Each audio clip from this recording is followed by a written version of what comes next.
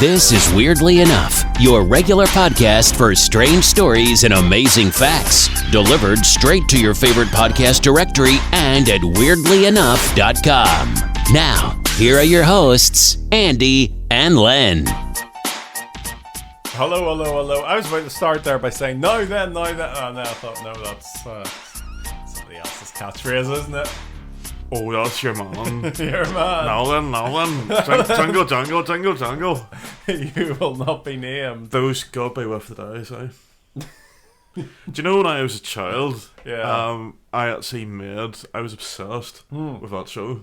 And Do you want to go on and get something fixed for you? And my mum and dad sort of poured cold water on it. I'm kind of glad they did now. I travel around quite a lot, and I've noticed a charming name for a restaurant is, like a cafe, bistro type place is the U Tree Cafe. And I always get, my mind goes when I see this on this kind of flight of fancy about, what about a cafe or restaurant that was themed on Operation U Tree? Yes. So you'd have like a Max Clifford burger. I'm just trying to think. He was that guy. Dr. Fox. There's a guy that was. He wouldn't really be Operation U Tree, but there was a famous guy that used to present breakfast TV in the 80s. Right. And he was caught on a police raid in a sex dungeon, and he was consuming cocaine. Right. And it ruined his career. He was quite famous at the time. Anyway, I'm just getting completely off topic there. So yeah, if you're thinking of a themed restaurant, and remember, I've already come up with that idea, so you'll have to pay me. It's do you know where you might be quite successful if that sort of thing in the Far East, because they tend to have, there's some very kind of, to Western eyes would be quite tasteless kind of places, like yes. No, this would be tasteful. That would be it'd be a big Rolf Harris painting on the wall. Do you know who'd be big into that? You know the guy that, do you remember we talked a while back about the Little Dane Museum? Oh yes. That could be for his cafe. Yeah. Every museum needs a wee cafe. Yeah. And everything, I'll be, so you could be sitting, I don't know. It's an interesting concept. It is indeed. So you're listening to weirdlyenough.com, the weekly podcast for all things weird. We'll get underway today. We're going to be looking at celebrity UFO hunters. Celebrities that enjoy looking to the sky to see little green men or grey men or whatever they are. Quick rundown, because there's loads and loads of celebrities, both old and new, that were on aliens. For example, Elvis. He recalled that when he was 8 years old, he was telepathically visited by aliens. Yeah. Who showed him a future vision of a man wearing a white suit singing to a crowd. Oh. David Bowie. Can we go on about Elvis? Because he was a UFO hunter then. That he didn't. See, to be honest, I think the title of this podcast is something of a misnomer. Okay. Because it was suggested to me as a topic. Yeah. And to be honest, really, they're not really hunting UFOs, but it's a cool name. Do you Elvis became he used to collect police badges, and he became a volunteer sheriff's deputy. He was appointed that by Nixon, wasn't he, as I recall? I think one of them was by the local sheriff's office, but he used to turn up to the car crashes. He'd listen out in the radio and then he'd dash out.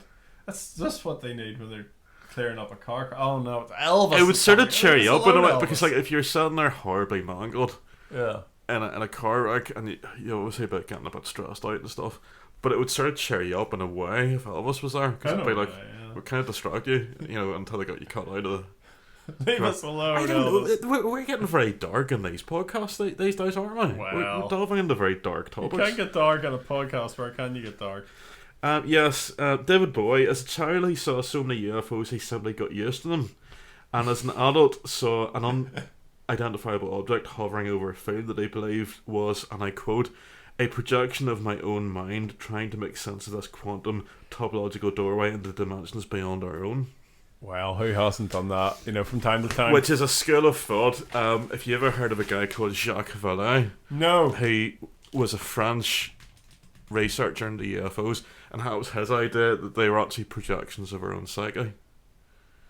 But then what about the cases, like we were talking earlier on about the Todd Morton UFO, where a lot of people saw it, you know. Well, maybe it was a collective delusion, or not a delusion, that's the wrong way to use. It was formed by their own psyche. Yeah. If you know what I mean. Anyway, Muhammad Ali was big into UFOs. He claimed to have seen and been watched by UFOs on 16 different occasions, and even saw a mothership. He said, if you look up in the sky in the early morning, you see them playing tag between the stars. That was Muhammad Ali. Okay. Katy Perry did a song called E.T., which is all about extraterrestrials. In August 2011, she tweeted about her belief in aliens. She wrote that she believes in ghosts too, but she believes in aliens more. How can you believe in something more? It's a good point, because it's a binary choice. Yeah. You either believe in it or you don't. It's not like, yeah. you know what I mean? That's one of these statements you read, and it's like, oh. And then you kind of think about it a few days later, and you're thinking, that doesn't actually make any sense when you think about it. Have you ever seen Backpack Kid? No, who's Backpack Kid? He's the kid that comes on and does that floss dance. Floss dance? And the whole thing just amazed me. Floss as in flossing your teeth? No, that thing that they go... Right, okay. And dance like that. But it's like on a Katy Perry thing. Yes. But the first time I saw it, it's this kid with a backpack doing this dance with a fixed expression, like he's that thing with the big head, what do you call Frank Sidebottom. Yeah. And then there's this, what I took to be a little magician man in the background pointing at him, but that's actually Katy Perry. It melted my head when I saw it. I have to check this out. You have to check out. So if you look up Backpack Kid floss dance. Yeah, oh yeah, the floss dance is a massive thing. This has completely escaped my purview for some reason. Backpack Kid. Backpack Kid Is the... oh, and here he is. There's the little magic man who isn't a man, but is actually Katy Perry. But I was looking more at the kid's fixed... Oh, that's the ginger, apparently. Kid, remember him? The fixed expression here on Backpack. Look at the face on him. And I thought this was a dude, but it's... Is that Katy Perry? Yeah. The whole thing is just... it opens so much... I don't know. This is... like, what is this? What am I looking at? This is Backpack Kid. Backpack Kid? But what's the shtick? What's the thing? It's this weird dance. He looks a bit like that footballer guy. He's got like a plastic face. The guy, you say the people you say in that this person does not exist, they look far more realistic than he does. And he actually does exist. Yeah. Dear. But there's a whole this whole stuff about Backpack Kid on here. It's mad. He's got his own wee channel. Backpack Kid. Oh, look at him now. There he is, Backpack Kid. He does pranks now. Of course he does pranks. He looks like he's one of those. He looks like he's dressed like your man from Napoleon Dynamite. You know, sort of kind of weird. That's a weird film if you've ever seen that. I've never really got that. No, I've never it's seen kind it. of very strange film. So yeah, we're talking about Katy Perry anyway, the little magic man as I called her. In a 2020 interview with Interview magazine, Miley Cyrus confirmed that she believes in aliens and shared her experience about being chased down by some sort of UFO in San Bernardino. I get her mixed up with Katy Perry. Yeah. Now, there's a quote, I don't know what this is about. She says it could also have been the weed wax that she just purchased. What's weed wax? I'm assuming that's some sort of drug. Weed wax. Is that what the Australians would call a whippersnapper? I'm even more lost. We'd call it a strimmer. You know those things that you strim your garden with? I'm assuming this is some people call them a weed whacker. I'm assuming this is some sort of psychoactive substance of some kind. Alright. I thought she'd maybe just been and bought a Black & Decker I'm assuming, cordless, judging by the context of this, it's some sort of psychiatric substance. She says the best way to describe it is as a flying snowplow. It had this big plow in the front of it, and it was glowing yellow. Somebody said one time, have you ever heard the argument that human intelligence is rapidly declining? No, that couldn't be. There's be true, a school of thought surely. that Like a black backpack kid. there's a school of thought that believes that, say, since over the years of evolution, humans were getting more intelligent, and there's a school of thought that they reckon it peaked in the 19th century. That was when people were smartest. Right. Okay. And ever since then, it's been on a slow decline, and in the past couple of decades, it's been on a rapid decline. You like the film Idiocracy, if you've ever seen that? I'm sure if you go back to the 19th century, there were hell of a lot of knuckle draggers. Like you see today, there's people that walk along the pavements aimlessly. The people that cross a busy road without pressing the button that's like 50 yards down that they can just go and stand at. Those people, I'm sure there were tons of them back then. It is quite scary, because it's like, you know, it's almost like they're not sentient beings, like, you know. She said, I did say it flying, and my friend, this, you see when you read these out loud, it's like speaking spell, or like a small child. Well, it kind of makes you, the way they speak, you know, it makes you doubt the whole idea of UFOs. You just think, if these people believe in them, like, it could be Rise of the Idiots. Like, I did say it flying. Do you know what I mean? Just the way she speaks. I did say it flying, and my friend saw it too. There were a couple of other cars in the road, and they also stopped to look. So I think what I saw was real. She said she didn't feel threatened, but she couldn't really look at the sky the same after. I did see a being sitting at the front of the flying object. It looked at me, and we made eye contact. Right. I think that's what really shook me, looking into the eyes of something I couldn't quite wrap my head around. Did you find any mention of Robbie Williams? Yes, hang on, it's on... Apparently he quit public life in 2006 to study aliens. Yes, he did.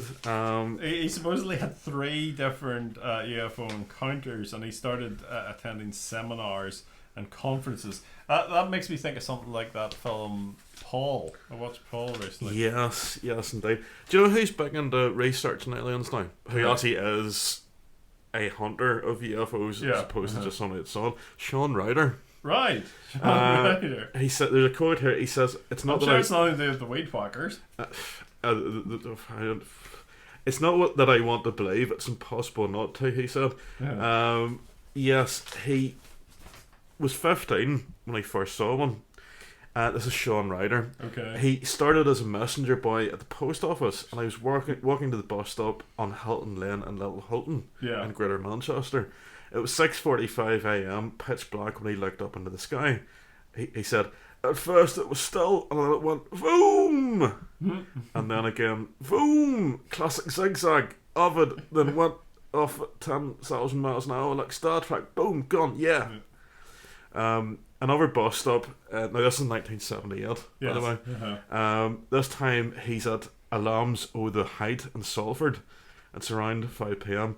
Hundreds of lights going around across the sky really slow, and I'm thinking, God, are we being invaded? The next day in the papers it said, mysterious lights in the sky, lights at Salford rugby ground have gone mad, and that was bullshit. But can I say bullshit on the podcast? Or? Why not? And that was bullshit, because when the lights at rugby ground start moving around, it's nothing like this. And this was referenced in the 2002 film 24 Hour Party People, which is about factory records. It's very good. Yeah. It's about like New Order and Mondays and stuff. It's pretty good. Like, now he's been investigating UFOs for a while. He's now styling himself as an author and documentary filmmaker. Right. And he's been travelling the world looking for spooky sightings. And he's more convinced that we're not alone. He's hooked up with a guy called Travis Walton. Okay. He apparently is a legendary he's a legendary abductee, sorry. He says, it's not that I want to believe, it's just impossible not to. We're not the only life in the universe. We're just not. It's ridiculously impossible. If you look at the way kids are being taught now, when I was a kid at school, you was taught there's no life out there. That was it. But now kids are being taught that there's water. Do you ever do research for this thing? And you see, when you're reading stuff, it kind of makes sense. Yeah. But then when you're reading, it's like what I was saying about Miley Cyrus. When you read it out loud, I've got one I'm going to read you out loud in just a little minute. Once it's you like finish this. it's like what?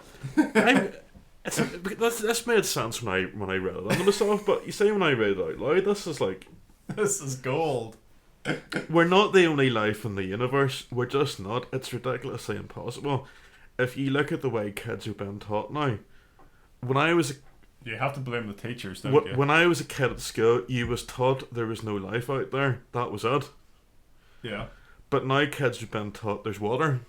Yeah.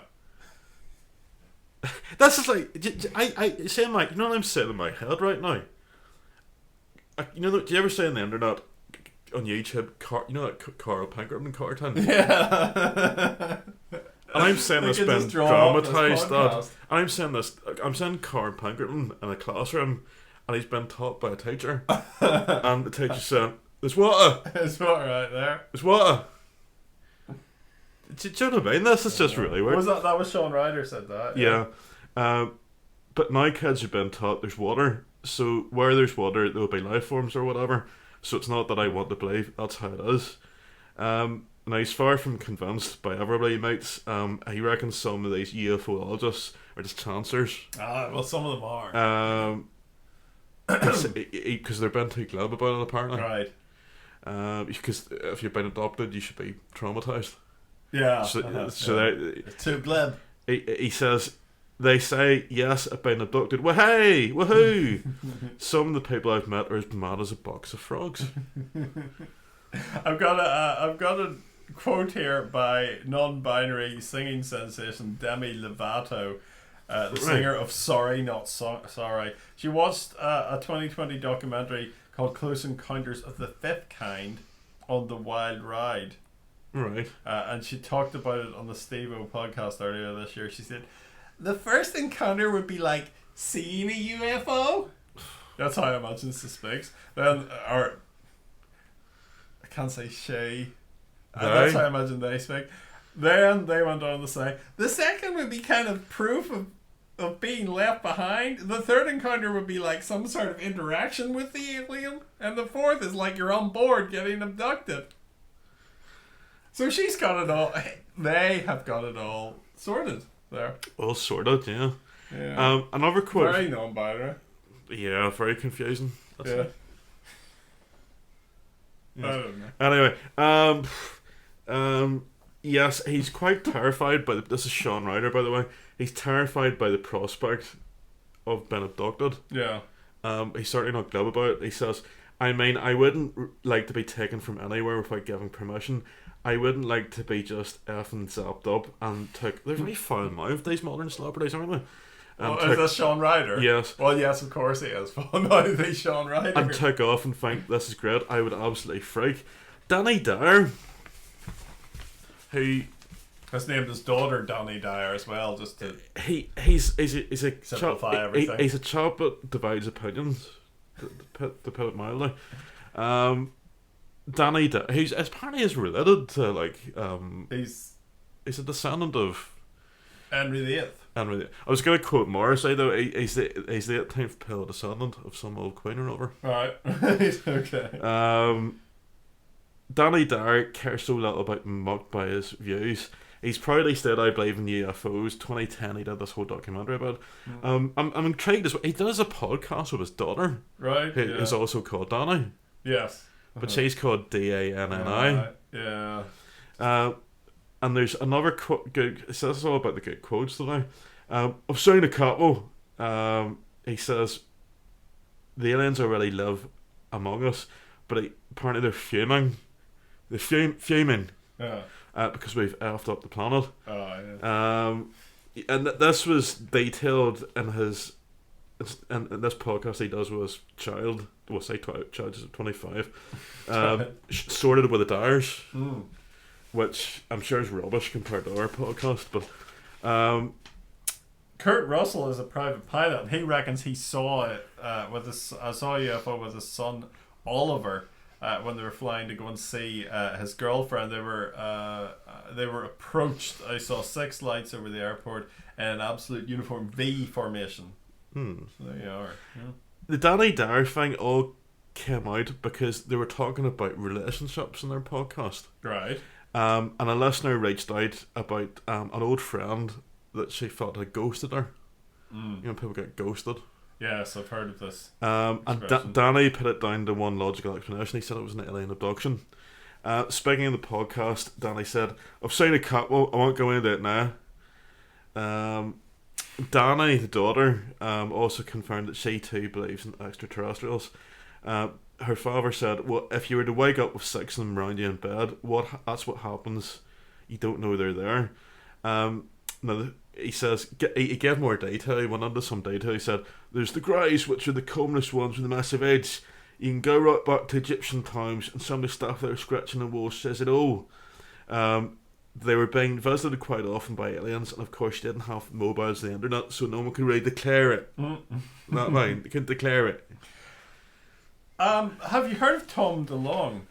Yes, he was in some band, and now he's like some sort of. He wrote books about UFOs and stuff. It became this whole thing. He was in Blink 182 That's or the one. 182. That's the one. All the small things that they do. And Oh all no! the things. Smell.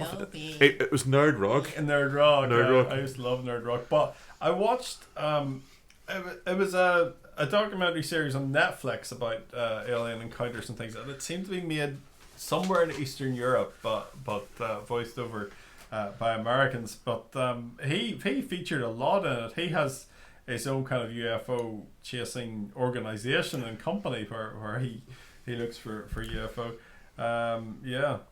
He's got a website called loserkids.com. Right, loserkids.com. Loserkids.com. Loserkids.com. Hey, we're the loserkids.com. Oh, because it was cool being a loser at one point, wasn't it? It was part of that whole sort of gig thing. He's got a website called Strange Times. It's a website devoted to extraterrestrial life, paranormal activity, cryptozoology, and conspiracy theory. So there you can go check that out. Strange Times. It probably sucks compared to our podcast, though. Yeah, it's probably for loser kids. Loser kids. See, we're winner kids. We're not loser kids. Lee Ryan from Blue thinks that UFOs created the birth of humanity. And I quote. He says the birth of humanity is to do with like aliens and shit. Noting that makes more sense than Adam pinning his rib and making women. Any bloke that did that would rather stick the rib on the barbecue. Sadly, he didn't. See, there's different types. There's different types of aliens. Yeah. Out there, he says there's the greys, the big tall ones with hair, the Asian-looking ones, and the reptiles. Right. And see the Chanel apparently is into aliens. Yeah. Her sister, who is called Emily Deschanel apparently, who stars in Bones. Yeah. Which is a thing I don't know if you know. I think I have seen it. Yeah. She thinks her sister might be an alien. And this is a quote from Zoe Deschanel. She says, "I grew up believing my sister was from the planet Neptune and had been sent down to Earth to kill me. There's a part of me that still believes it. Occasionally I ask my sister about it and she responds by putting an alien face, which only confuses matter. What's an alien face? I don't know. What does her sister look like? Emily Deschanel? You just fancy her. No, this is purely for Emily research purposes, like, you know. Chanel. Kind of like the other one, to be honest. What's she in? Bones. He's going. I didn't say that. These microphones are very good at picking up. Yeah, she's in the Rookie, Animal Kingdom, The Simpsons. Not as big as the sister. Not as the Z. And apparently Zayn Malik quit One Direction because an alien told him to do it. Right. Back when he quit One Direction in 2015, many questioned the singer's decision that exhaustion, increased pressure, or a fallout for his band members. But he told an interview with Glamour magazine, an alien spoke to him in a dream and told him to leave. So there you go. This is according to an article in the Independent. There's a few conclusions we can draw from this episode. One is there seems to be some sort of association between aliens and celebrities. Yeah. Also, the celebrities seem to be quite impressionable. Right. Yeah. And they also seem to be barely articulate in many cases. Really, they really do. Like, you know. Well, that was fun looking at all that. The ones with hair. Is that aliens with weed hair? wax. Weed wax. An alien face. I still think that's a whippersnapper. She pulled an alien face. What even is an alien face? Celebrities. Celebrities. Anyway, I'll be back with our weird shorts presently.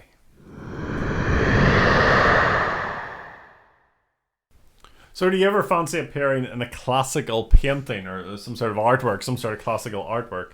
It could be seen for countless generations. Your image up there. Be quite cool, yeah. We like the painting of Kramer that was in Seinfeld. Remember Kramer? Yeah.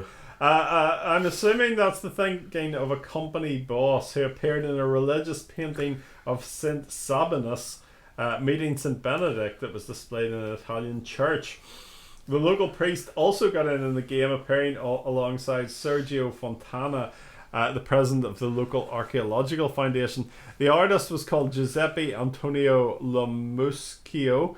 Said that he had full autonomy in his interpretive choices and wanted to show two contemporary authorities representatives from the local community.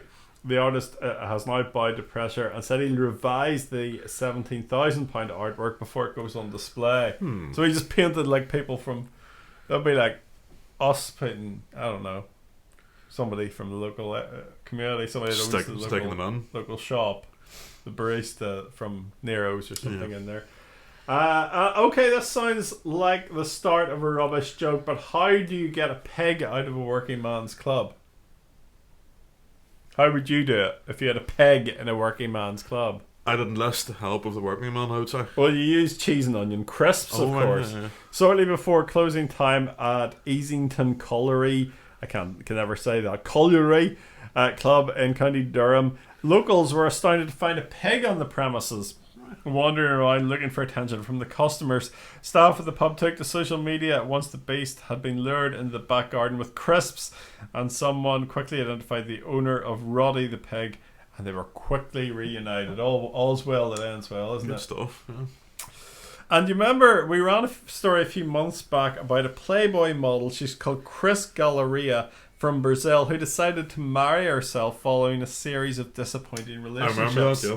Yeah, so and then we talked about the woman that decided to marry the colour pink. And then there's your woman that married the Eiffel Tower. Well, Chris is back in the news again. The wedding ceremony only took place last August, where at the time she announced that I reached the point where I matured. I realised that I'm a strong and determined woman. I was always afraid of being alone, but I realised that I needed to learn to feel good about myself. When that happened, I decided to celebrate it. But now Chris has had a change of heart and is seeking a quickie divorce from herself. Chris wants the single life back again. It's Carnival next month, see, in Brazil. And she wants to be a single woman so she can partay. Do you remember years ago, in the 90s, there was a whole thing in America about kids divorcing their parents? Yes. And as referenced, and that is one of the things I liked about the 90s details, and Dairy Girls, because it's actually referenced in that. Oh, is it? Right. Because that was a thing at the time, because I remember it was a whole thing at the time. Yes. And then you get people on like Montel Williams and Sally, Jesse, Raphael and all these sort of shows, and Jerry Springer. Jerry! Talking about, did you watch the documentary this week about Jeremy, what do you call that show? Jeremy Kyle. Yes. Very interesting documentary. Jeremy Vile. On Channel 4 about Jeremy Kyle. And what was on that? It's just about the researchers talking about what he was like to work with. How vile? Was he vile? He was vile, yeah. Yeah. He was vile, yeah. Well, he's on talk radio now. Oh, is he? Because I watched it and I thought, where does he go from there? So I saw a clip online that was literally people ringing and saying, "Yeah, we got a bomb Russia, Jeremy, Dave and Essex, got a bomb Russia." It focused on somebody who killed themselves after being on the Kyle show. But anyway, even though the marriage ended in divorce, Chris isn't ruling out the idea of another wedding in the future. She revealed what a man would need to be to earn her attention. This might be you, so pin back your ears. For a man to get my attention, he'd have to be beautiful, powerful, charming, fragrant, and rich. So It's a bit tag box like, isn't it? yeah, fragrant. Well, I suppose Fabio might fit the bill. You know, because I'd say he'd probably be rich and he'd be beautiful and fragrant, you know. Who's Fabio? You know that chap, he was, I think he's referenced in Family Guy quite a bit. Okay. But he was famous for, you know, those kind of romance novels back in the day. Yeah. Where he'd be on the cover in leather trousers and no top and like flowing beautiful hair. Fabio. Lovely. Yeah. Fabio. Yeah. Fabio. He should be. You know. Anywho, thank you very much for listening. A bit of a podcast pick I've been listening to recently is the Battersea Poltergeist podcast. Danny Robbins, I think, is the guy that presents that. It's really, really good. You can go and check it out if you search for wherever you get your podcasts. It's a good one to listen to. It really is a bit of a deep dive. I've enjoyed that. We'll be back again next week with some more weirdness. Talk to you then. Thank you. Thanks for listening to Weirdly Enough. Remember to subscribe to get the latest edition as soon as it drops. And don't forget to leave a review. Email us about anything we've discussed or with your own weird tale at podcast@weirdlyenough.com.